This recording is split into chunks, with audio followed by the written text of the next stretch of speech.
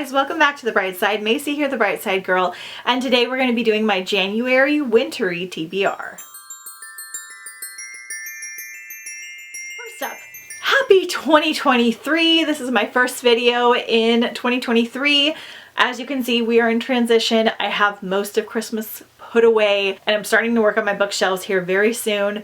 But we're going to be like this for a little bit still. But I just wanted to come in and talk about my plans for January. So I am feeling in a festive mood and I want to read all the wintry vibes in January. So that is my main goal.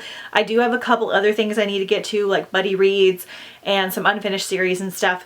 But today I just wanted to share with you all of my wintry books. I'm not going to be able to get to all of these, but I wanted to share them all because I'm unsure of which ones I'm going to pick up. And I also thought I'd give you guys some ideas if you're looking for some cozy winter reads. I have a wide range of genres, so I'm excited to talk to you about them. Some of them I own, some of them I don't. Most of them I plan on listening to on audiobook because I have a couple physical reads that are not going to be wintry themed. So we're just going to dive right in. It's been a chillier winter here in Southern California.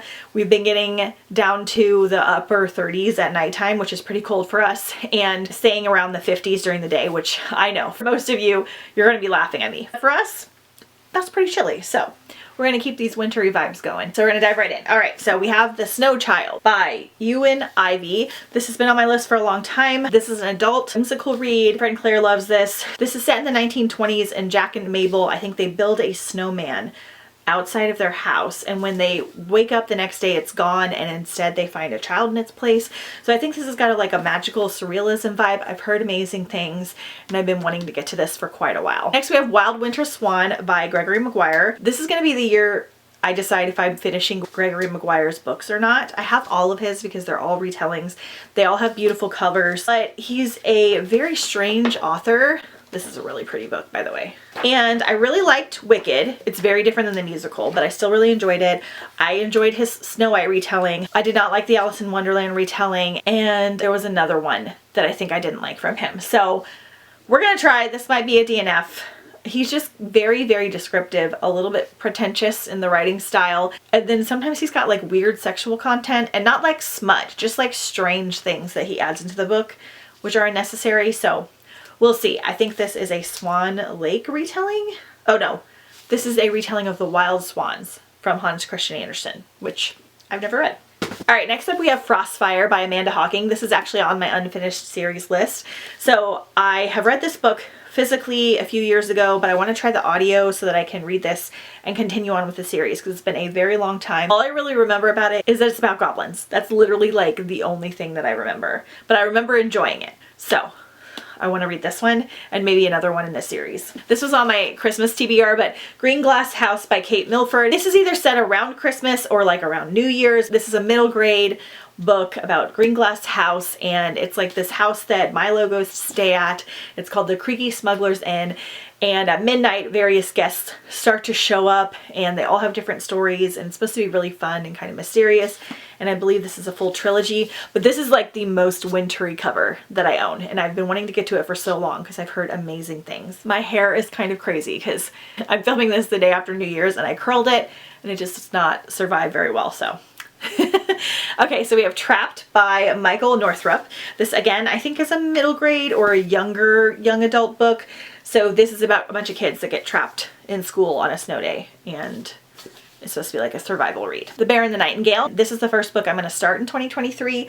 So this is a retelling of, I think, Vasilia and the Night, which is a Russian folklore tale. And this is by Catherine Arden. This is one of the most popular series on my TBR. And I always pick one of those to start off January with. So I'm doing this on audiobook. It's just got basically Russian fairy tale vibes. It's supposed to be extremely wintry. I don't know much else about it, but it is a full trilogy, and this is adult as well. Another wintry, I believe, adult book as well is Sisters of the Winterwood. Again, I know this is a fairy tale style read. I don't really know anything else about it, but the cover's beautiful. I know a lot of people really love this one. I think it might also have Russian vibes. We're also having a Russian theme with this video. A lot of the winter books are set in Russia. Same thing with Once Upon a River, another adult read, fairy tale vibes. This is by the author of The 13th Tale, which I still need to read. This is Three girls are missing, one boy is returned, and a story begins. It's supposed to be romantic. fairy tale-esque. Sounds great. And then we have The Winter People by Rebecca L. Purdy. There's another book that's very popular right now called The Winter People. I don't remember the author, but this is not that. This is a young adult trilogy, I believe. So Salome fears winter, the cold, the snow, the ice, and most of all, the frozen pond she fell through as a child. She's haunted by the voices of strange beings that pulled her to safety. She hasn't forgotten their warnings to stay away. For 11 years, she has avoided the winter woods until she's left in charge of maintaining her grandparents' estate. This includes the special gifts that must be left at the back of the property. So that sounds really cool and mysterious. I don't think I can find the audio for this one, so I probably will be physically reading it. All right, those are most of the ones that I physically own, but I did want to talk about a couple that I don't physically own that I have on audiobook as well. So we have Winter Kill by Kate A. Borman. So this is Emily knows she's not supposed to explore the woods outside her settlement. The enemy that wiped out half her people lurks there, attacking at night and keeping them isolated in an unfamiliar land with merciless winters. That's all I know. Sounds good. Then we have Winter White and Wicked by Shannon Ditmore. And the only thing I know about this that they said is like Mad Max meets Frozen. That sounds awesome. So here for it. We have Dark Breaks the Dawn by Sarah B. Larson that I've been wanting to get to for a very long time. So this one is on the 18th birthday, Princess Evelyn of Idrolin, the Light Kingdom, can finally access the full range of magical powers. The light looks brighter, the air is sharper, the energy she can draw when fighting feels limitless. But while her mother, the queen, remains busy at the war front in the Dark Kingdom, the corrupt king is plotting. So it's got just like a kingdom fantasy, and I know it's got winter vibes as well. Been wanting to read it for forever. We have 8 Perfect Hours. I thought this was a winter only book, but I believe it's Christmas, so we're gonna squeeze one more Christmas read in here.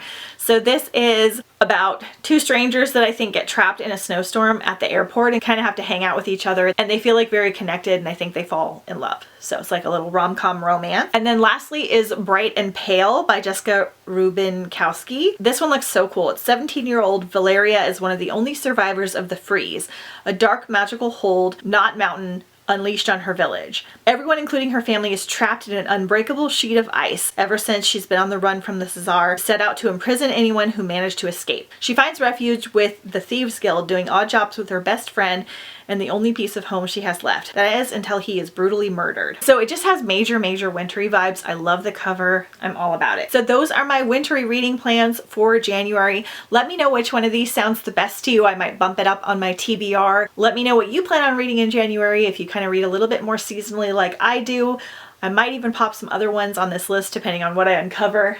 I try to keep all my wintry books out before I do this, but I may have missed a couple. So don't forget to follow me on Instagram at The Bright Side Girl. Don't forget to subscribe if you haven't already. I have a lot more January videos coming out. There will be a goals wrap up, December wrap up, readathon announcement, all kinds of things. So stay tuned for that. Thank you guys so much for watching, and I will see you next time on The Bright Side.